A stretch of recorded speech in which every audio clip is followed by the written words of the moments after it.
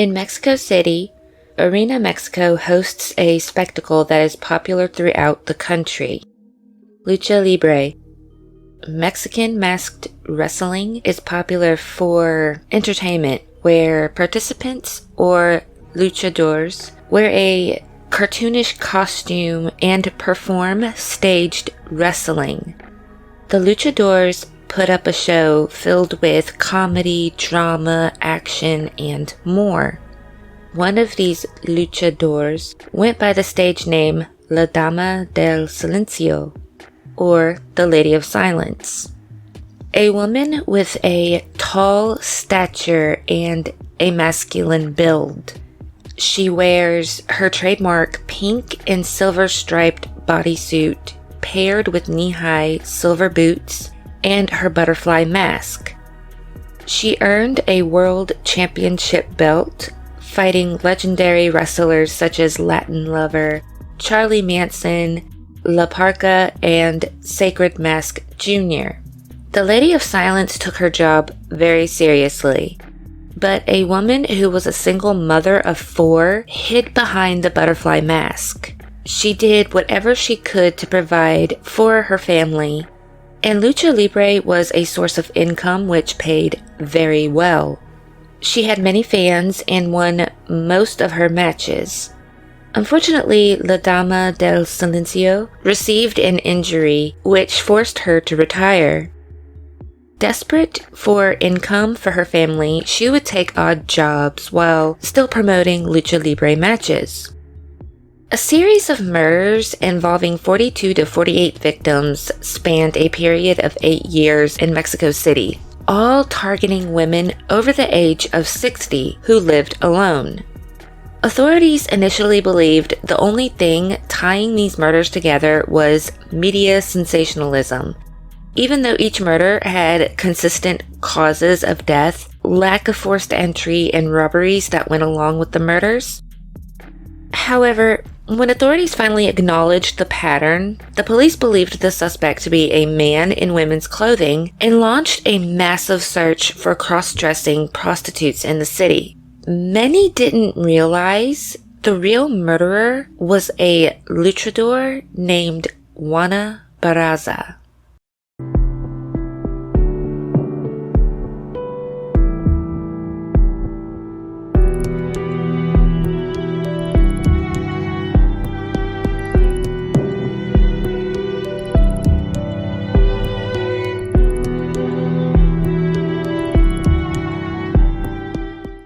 Welcome to another episode of Crimson Sin with Tamsin Lee. I am your host, Tamsin Lee. Full show notes and sources can be found at tamsinlee.crimsonsin.podbean.com, or you can find it in the description.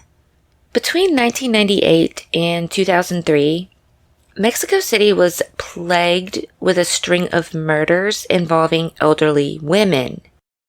A mysterious figure was known as the Old Lady Killer for being responsible for these murders. The case involving these murders led nowhere for years, as investigators could never find a connection to the victims and the perpetrator. Authorities also had a hard time finding a motive other than robbery. So, who was the elusive figure attacking grandmothers? And I'm sorry if I am mispronouncing these names. I was never good at pronouncing Spanish words, so please forgive me. Juana Barraza lived a life filled with abuse, neglect, heartache, and tragedy. Juana Dayanara Barraza Sampirio was born north of Mexico City in Epazoyocan on December 27, 1957. Her mother, Justa Sampirio, was an alcoholic sex worker who was very young when she gave birth to Juana. Her biological father, Trinidad Barraza, was described as a drunk womanizer who allegedly fathered over 30 children throughout the years. Justa and Trinidad met when she was only 13 years old and he was 18. Seeing that she did not come from much of a home, she was very poor, he offered to take Justa in. He would take odd jobs and eventually would become a police officer. They lived together for 4 years, having 2 children in that time. First came Angela and then Juana. When Juana was only a couple months old, Justa left Trinidad for a married man named Refugio Semperio, leaving Angela with family and bringing Juana with her. See, this situation doesn't sound that strange, considering nowadays you hear something like this happening a lot, right?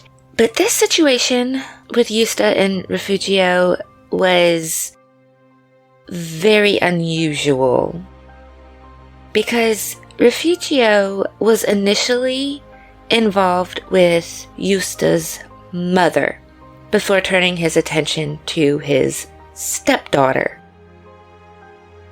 However, he raised Juana as if she were his own child, and she would also take his last name. Justa would go on to have 2 children with Refugio. Trinidad was not involved in Juana's life at all, and she barely even knew him.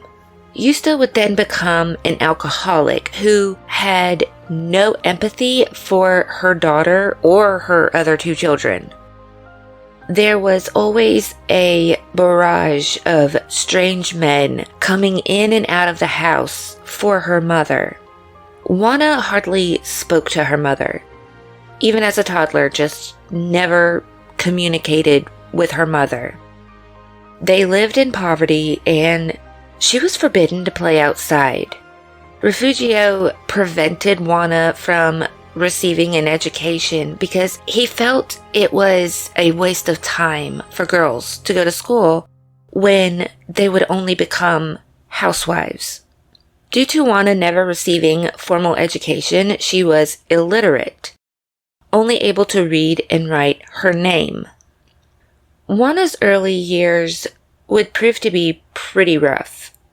Unfortunately, things would only get worse. When she was 13, her mother sold her to a 40-year-old named Jose Lugo in exchange for 3 beers. Just something so incredibly, that is just insane to think that a mother would sell her child for 3 beers. I mean, I saw some accounts say that it was a case of beers, but even for a case of beer, that is just, that is ridiculous. Over the course of the next 4 years, Lugo would repeatedly rape Juana. She fell pregnant when she was 13 and again at 16, but she lost both of those babies. She became pregnant again by Lugo at 18, having her first child, a son named Jose Enrique. Eventually, Juana would have 4 children, all of whom fathered by different men. A few months after Jose was born, Juana was rescued from Lugo. There are conflicting stories on who actually saved her. It was either her stepfather, Refugio, or it was his brothers. But either way, whoever saved her went to Lugo's house and refused to leave without Juana. Not long after her rescue, Juana's mother died from liver cirrhosis. Needless to say, Juana didn't feel anything when her mother died, as she never held any love for Justa, which why would she? She never provided any empathy, any care toward Juana, so it would only be right that she wouldn't have been affected by her mother's death, right? Instead, Juana held great resentment toward the woman who made her endure years of abuse and trauma in Lugo's home. After Justa's death, Juana took her son and moved to Mexico City. After moving to Mexico City, Juana found herself in 2 serious relationships. However, both men were violent drunks who beat her. After leaving both men, she tried to live on her own before she met a man named Miguel Angel Barrios Garcia. Her future had finally looked promising. At 23 years old, they married and had a daughter named Erica Erandi Barrios Barraza. But the couple wouldn't last, separating 4 years later. She tried raising her 2 children the best she could on her own. For a while, Juana would work in a chocolate factory before becoming a street vendor. She would also go on to sell clothes. But later she gave up on this because one day she made a mistake and her boss slapped her. Instead, she took on some cleaning jobs in order to provide for her family. At the age of 30, Juana was devastated by her stepfather's death. In her life, she felt that he was the only one she could ever depend on. But after this tragedy, Juana found love again that very same year, meeting a man named Felix Juarez Ramirez. The couple would go on to live together for more than 10 years and have 2 children together, Jose Marvin and Emma Yvonne Juarez Barraza. During this time, life was good for Juana, but it appears that this happiness wasn't meant to last either. At 42 years old, Juana left Felix. Deciding she was done with men and just dead set on giving her children the home she never had.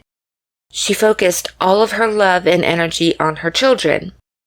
She was a single, illiterate mother of 4, ranging in age from 6 to 21. She wanted nothing more than to provide a calm and stable environment for her kids and just be the exact opposite of what her mother was. However, her life was always difficult, and this proved even more true when tragedy struck her life yet again, when her eldest son, Jose Enrique, died after a physical altercation while he was being mugged. At 24 years old, Jose died after being beaten with a baseball bat. Her second child, Erica, married young and left home, but she still lived near her mother. They maintained a good relationship, and in the 1990s, Juana still had her 2 youngest children with her. By 1998, murders of elderly people in Mexico City were on the rise, the public fearing that a serial killer was on the loose, with tabloids reporting these deaths. However, authorities would try to assure the crimes were unrelated, chalking it up to media sensationalism. Juana lived in the neighborhood where the killer struck, but she wasn't worried about the killings as the targets were over 60 years old. She was only like 40-something at this point. Juana had other problems she was dealing with as she was struggling to make ends meet. Her eldest son died and he helped greatly financially, and after his death she still had 2 young children to take care of, and she only had jobs that did not pay very well. So she found herself struggling. She was working as a vendor and taking odd jobs, but again, this did not give her a lot of money. In a desperate situation, Juana resorted to committing petty crimes. First, she began shoplifting. Then, she moved on to robbing stores that were closed. This then led to her robbing homes. She would then go on to sell the stolen items on the street. In 1996, a friend of Juana's named Araceli Tapia Martinez would act as her accomplice in these schemes, and together they came up with this idea to target elderly women who lived alone. To gain their victims' trust and gain access to their homes, they would dress as nurses. While inside, one of them would keep the woman company, as the other would rummage the house. By the time the senior women realized what had happened, Juana and Martinez were long gone. This scheme worked very well for a while. Unfortunately, Martinez had her own plan. She was friends with a corrupt police officer named Moises Flores Dominguez. Together, Martinez and Flores came up with their own scheme to betray Juana. After a robbery that Juana committed alone, Flores waited for her outside the home. As he knew she would be there, he demanded that she give him 12,000 pesos, or he would arrest her. She needed to get the money to pay him off. Flores kept a very close watch on Juana from then on, so she couldn't resort to robbing homes. As she was a single mother with very little money, it would take her a very long time to pay him off. While the pay wasn't great, she accepted a job selling snacks at Mexico Arena. The job provided Juana with a pleasant environment filled with fun and entertainment. Mexico Arena hosted the city's lucha libre matches. Juana Barraza was enamored by the spectacle of the lucha libre matches and more than enjoyed watching every match as it played out. One day, as she was selling popcorn, a lucha libre promoter spotted her, suggesting that she try out. As she was 5'9" with an athletic, muscular build, Juana appeared to be an ideal candidate. As shocking as this was for her, it was an opportunity of a lifetime, and she decided to pour everything into it.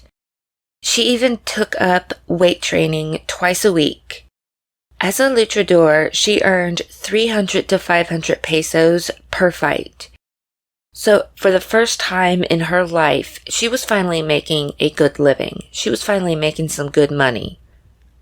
But just as Juana became one of the most popular luchadors in town, she suffered an injury to her spine. The doctor told her if she didn't quit fighting, she could become paralyzed. She was forced into retirement. But along with this devastating news, she knew the money would stop coming in. However, she decided to stay as involved with lucha libre as much as possible by arranging events for smaller towns as a promoter, and she would always be seen ringside during the matches. In 2002, there were so many different reports detailing brutal slayings of elderly women on the front pages of newspapers. Many of the assailants had been captured, all the result of theft or confrontation. But one case that stood out occurred in November. A retired woman named Maria de la Luz Gonzalez Anaya was found strangled inside her home. There was no sign of forced entry, and nothing was taken from Maria's home, leaving police scratching their heads. Forensic evidence showed that the killer had suffocated the victim only using their hands. The next couple of years saw these murders increase, ranging from months to weeks apart.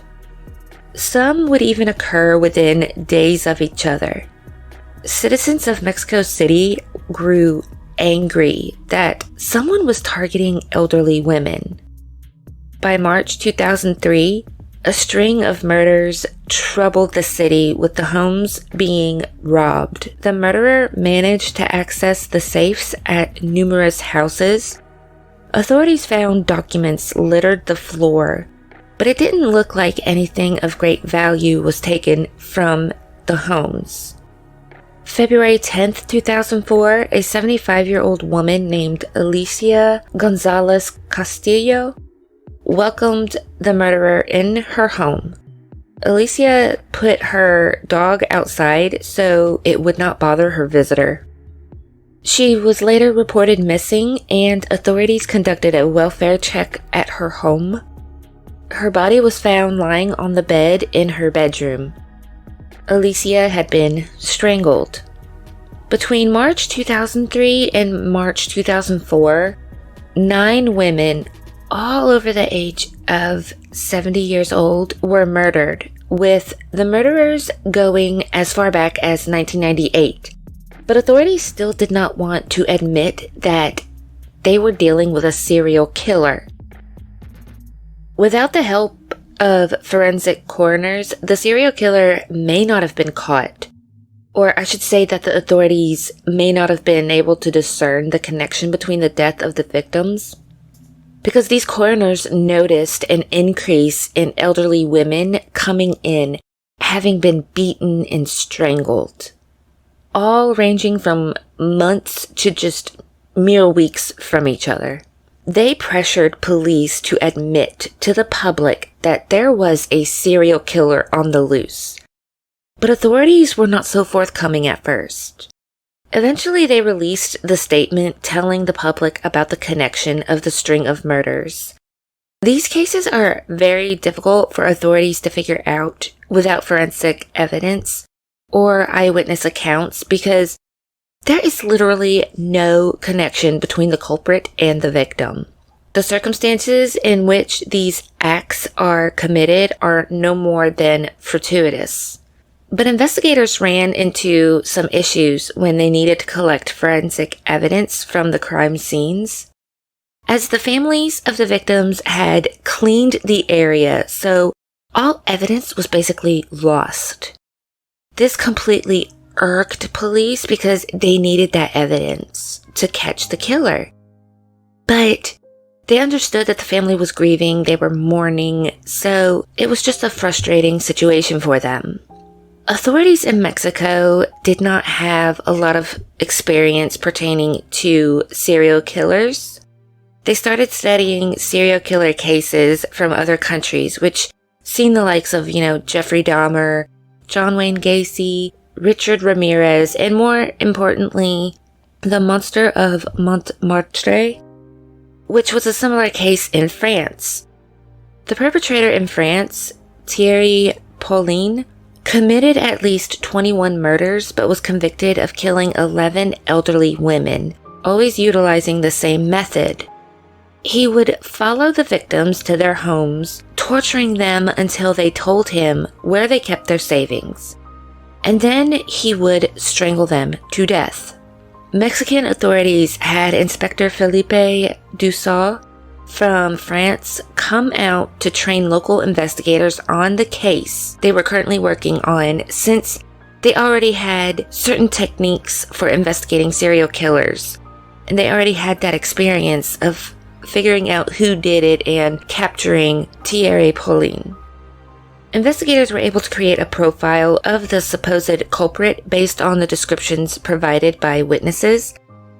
They described a tall person who was roughly between 45 to 48 years old, with broad shoulders, big hands.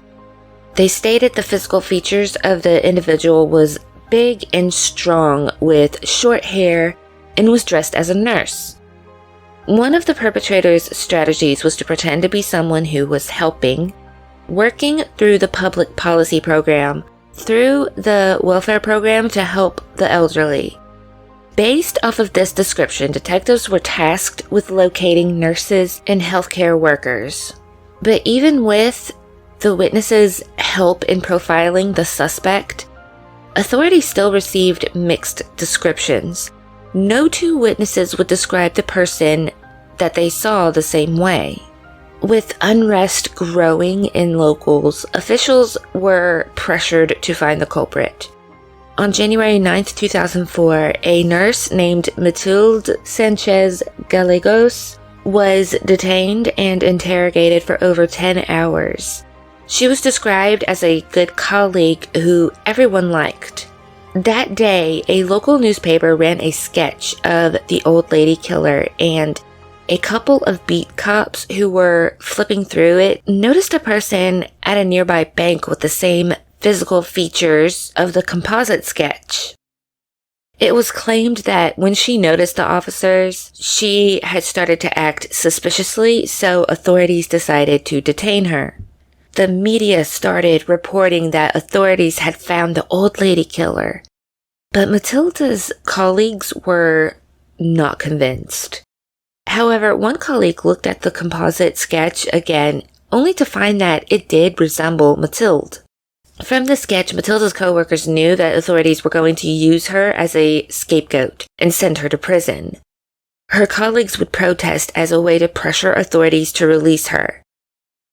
Investigators felt that it was unbelievable they had been so lucky.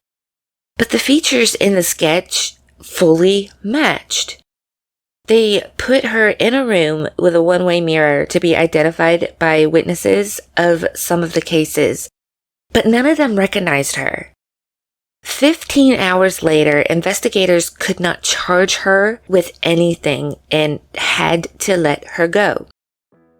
They had some fingerprints, compared them to Matilda's, and they didn't match. So authorities were forced to apologize. The FBI explained to local authorities that the serial killer worked in stages. The first is the selection stage, where the culprit observes and stalks their potential victim. So the perpetrator in this case would watch their potential victim and made sure that the person was alone.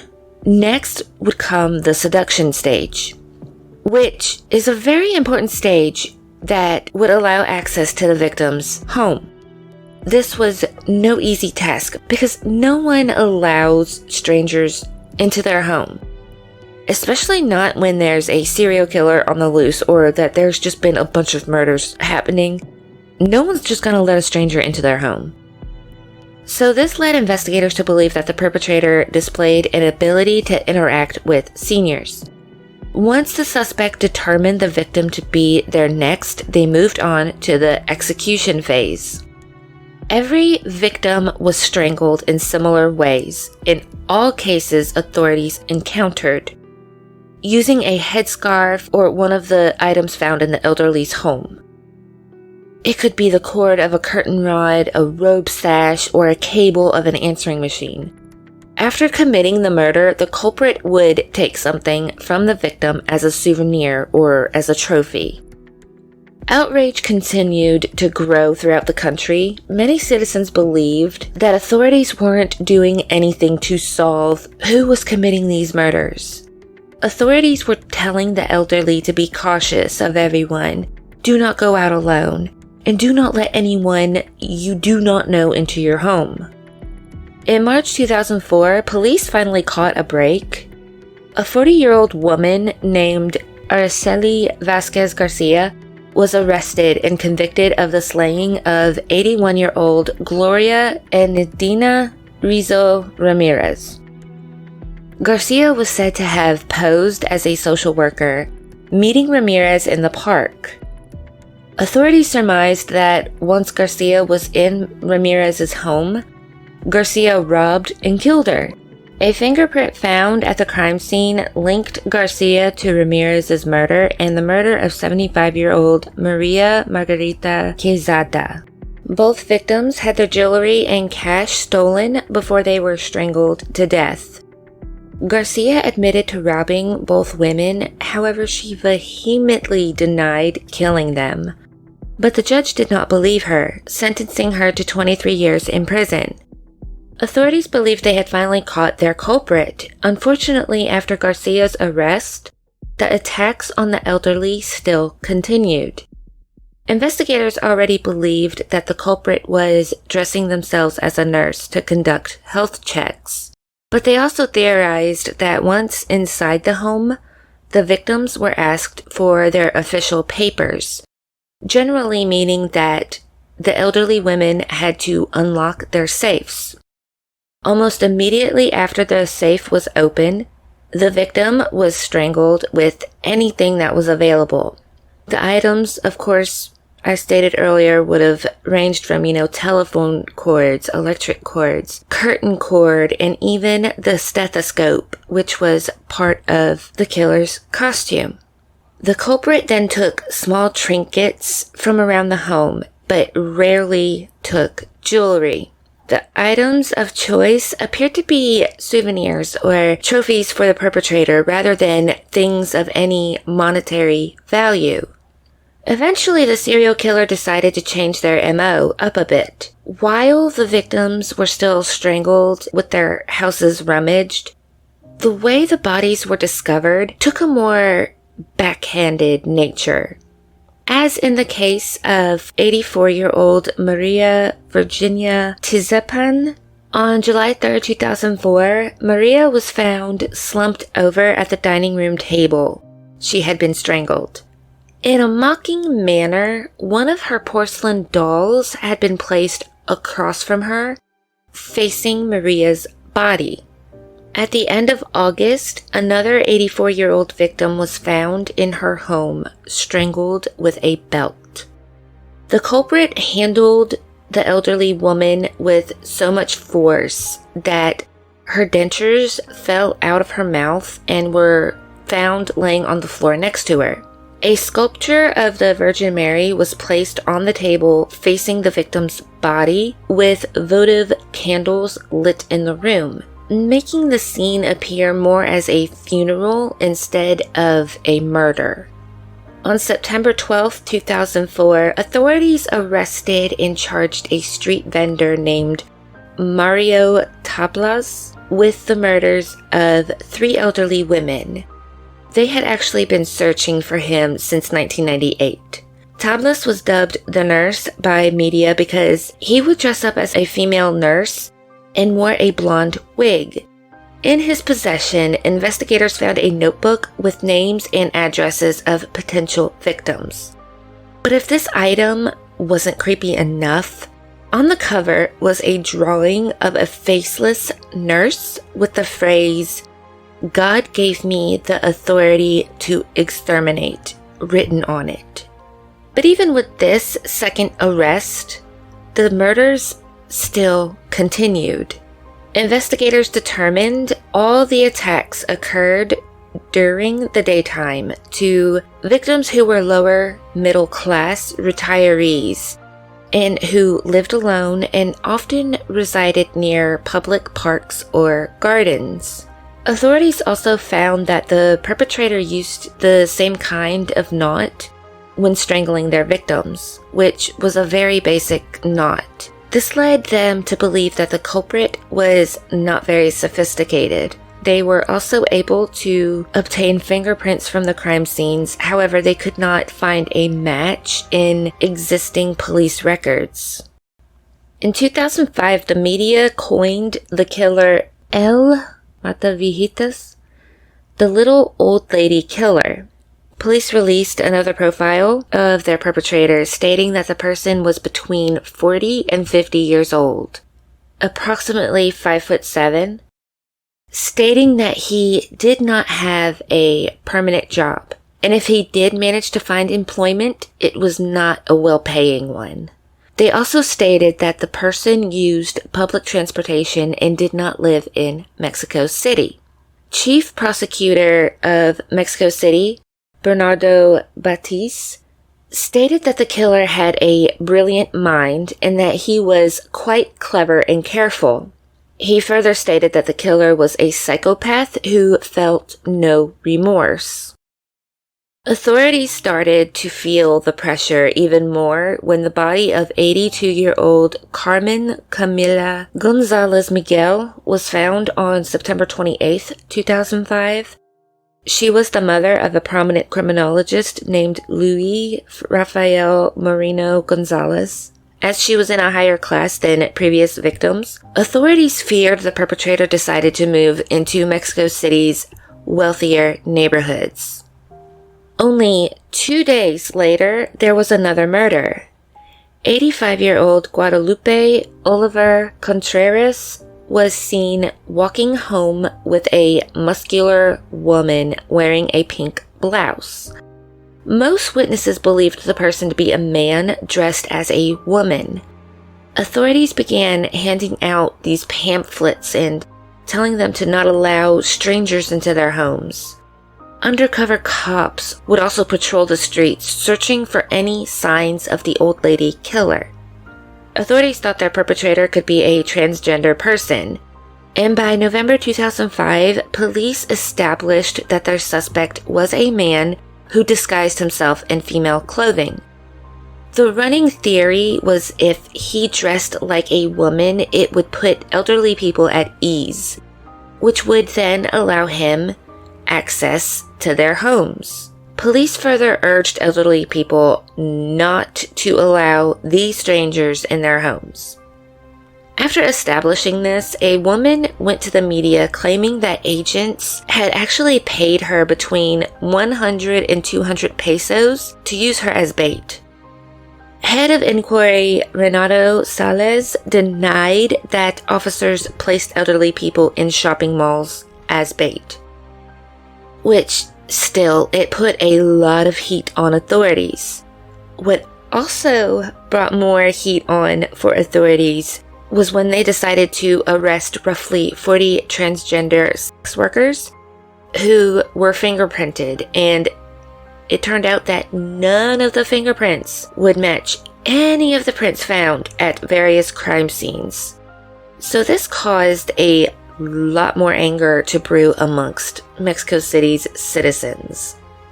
On October 18th, 92-year-old Maria de los Angeles Hernandez was found severely beaten and strangled with her own scarf. The suspect even left the front door wide open. If all the previous cases up to this point were committed by the same person, this would be the 31st killing in 2.5 years. During the holidays, there appeared to be this pause in the slayings. Authorities speculated that the murderer must have been spending time with their family during the Christmas holidays. Investigators didn't waste this time as they decided to start checking the fingerprints of all the bodies in the morgue. However, the killer would soon strike again. On January 25th, 2006, a resident came home to find that his 82-year-old landlady had been strangled with a stethoscope. He then witnessed a woman fleeing from the scene, and he chased after her. Luckily, there were police officers patrolling nearby. They managed to capture the woman just as she was about to go into the subway station. The suspect was Juana Barraza. Authorities searched her, finding pension forms and a card which identified her as a social worker. The tenant identified Juana as the woman he witnessed fleeing his landlady's home. While under arrest, authorities were just baffled by Juana's cavalier attitude. The only emotion she raised was concern for her daughter, who was at school, and she even requested that she make arrangements for a friend to go pick her up, which officers agreed to this request, but still, they were shocked that she was not more worried about herself. Authorities then took her fingerprints, which matched the ones found at the landlady's home, as well as at least 10 other murders. Investigators searched Juana's home, where they found a room filled with trophies. The room contained newspaper clippings about the murders, items that had been taken from the victims' homes, and an altar that honored 2 saints. Jesus Malverde, which this is one that is highly honored and revered by drug traffickers. And they also found Santa Muerte, which is a patron saint of criminals. Investigators also found a white coat from the Mexican Social Security Institute, a pair of white shoes, and a stethoscope.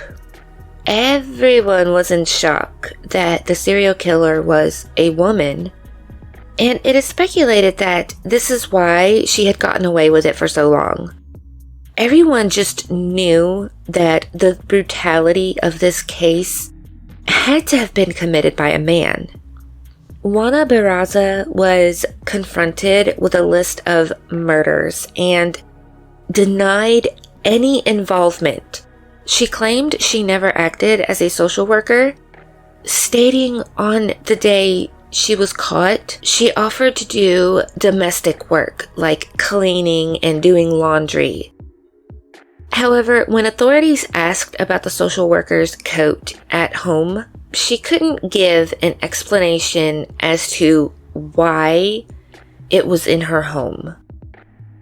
She also claimed that she never had any official documents on her when she was arrested, and that the arresting officers had planted it on her. Which it is worth noting that Juana could not read or write. We've already established this, that she was illiterate. So it would be very difficult for her to forge an official government identification card for herself. It is speculated that she could have had an accomplice. To further this theory that she had an accomplice, Juana told authorities that in mid-2005, she was involved with Jose Herrera. He would drive her to her victims' homes, and they would split everything that she stole. As soon as news broke that the old lady killer had been caught, Herrera mysteriously fled. Authorities captured him a few days later. Juana Barraza alleged all the old lady murders were committed by multiple people over the years. She just could not understand why authorities were only after her. She stated she didn't do it. She just denied any responsibility for the murders. She warned authorities that the murders would not stop after her arrest. But they did. What was the reasoning behind Juana killing elderly women? The main theory was that she associated these women with her mother, and she took her revenge out on them.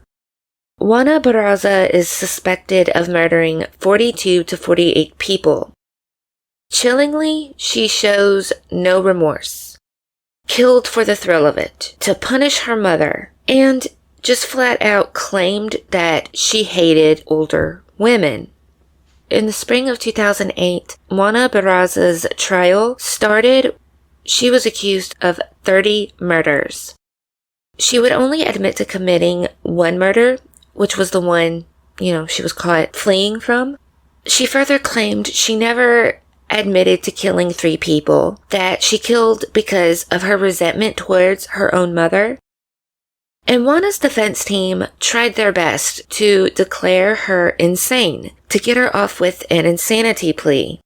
But a psychological evaluation determined that she was of sound mind and she knew exactly what she was doing.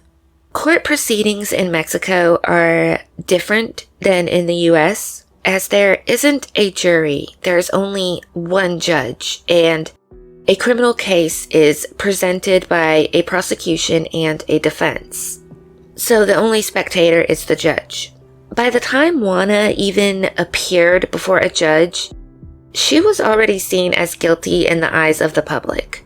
After her arrest, police held a press conference where they made her stand next to a bust, which they had created during their investigation based on information given by 15 witnesses. Authorities dressed the bust and Juana in red sweaters to show everyone the similarities between the two. She was even photographed reenacting the murder of the landlady, which was all released to the media. So to say that this was kind of unfair is an understatement. But again, it's the first time that Mexico really dealt with a serial killer case, so they were kind of parading her around, right? So I guess you could say they were kind of parading her around because they caught her, but I think they kind of did this the wrong way, announcing it. I mean, yeah, let everyone know that you more than believe you caught the person you believe to have committed these crimes, but you don't parade them around on the media like that. I mean, that seems kind of reckless. So on May 31st, 2008, Juana was found guilty of 16 murders, as well as aggravated burglary and 11 additional counts of murder. While in court, she stated, "I killed one little old lady, not the others." But when she was asked about her motive, she merely told people, "I got angry." That's it. To her, that is the only acceptable reason why she committed murder, was because she became angry. Juana was given a 759-year prison sentence, which is the longest punishment to ever be given in Mexican history. Her case has been considered one of the most evil in Mexican history as well, which says a lot considering all of the different crimes and, the cartel. So to her to be considered the most evil person in Mexico is kind of mind-blowing. What do you think of today's case? Let me know your thoughts and requests in the comments. Also, don't forget to follow and subscribe for more true crime stories like this. Thank you for listening, stay safe, and I will see you for the next episode. Bye!